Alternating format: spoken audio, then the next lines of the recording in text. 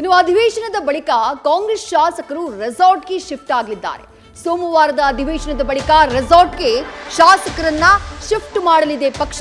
ಮಾನ್ಯತಾ tech park ಬಳಿ ಇರುವಂತಹ resort ಒಂದಕ್ಕೆ ಶಾಸಕರನ್ನ ಶಿಫ್ಟ್ ಮಾಡಲಾಗುತ್ತೆ.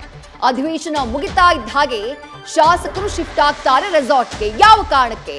ಅಡ್ಡ ಮತದಾನದ ಆತಂಕ. ರಾಜ್ಯಸಭಾ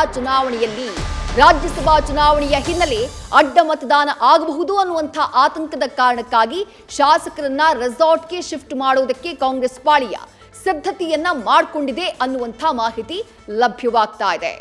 27ನೇ ತಾರೀಕು ರಾಜ್ಯಸಭಾ ಚುನಾವಣೆ ನಡೀತಾ ಇರುವುದು. ರಾಜ್ಯದಿಂದ 5 ಜನ ಸ್ಪರ್ಧಿಗಳು ಅಖಾಡದಲ್ಲಿದ್ದಾರೆ. 4 ಜನರ ಗೆಲುವಿಗೆ ಯಾವುದೇ ರೀತಿಯಾದಂತಹ ತೊಂದರೆ ಇಲ್ಲ. ಆದರೆ 5ನೇ ಅಭ್ಯರ್ಥಿಯಾಗಿ ಕುಪೇಂದ್ರ ರೆಡ್ಡಿ ಮೈತ್ರಿ ಅಭ್ಯರ್ಥಿಯಾಗಿ ನಾಮಪತ್ರವನ್ನ ಸಲ್ಲಿಕೆ ಮಾಡಿದ್ದಾರೆ. ಹೀಗಾಗಿ ಕುಪೇಂದ್ರ ರೆಡ್ಡಿ ಅವರನ್ನ ಗೆಲ್ಲಿಸುವುದಕ್ಕೆ ಏನಾದರೂ ಆಟಗಳಲ್ಲೇನಾದರೂ ಅಲ್ಲಿ ಲೆಕ್ಕಾಚಾರಗಳೇನಾದರೂ ಬದಲಾದ್ರಿ ಅನ್ನುವಂಥ ಆತಂಕದ ಕಾರಣಕ್ಕಾಗಿ ರೆಸಾರ್ಟ್ಗೆ ಶಿಫ್ಟ್ ಮಾಡಲಿದ್ದಾರೆ ಶಾಸಕರನ್ನ ಅನ್ನುವಂಥ ಮಾಹಿತಿ ಲಭ್ಯವಾಗಿದೆ. ನ್ಯೂಸ್ ಫಸ್ಟ್ ನಿರ್ಭೀತಿಯಿಂದ ನಿಮ್ಮ ಪರವಾಗಿ.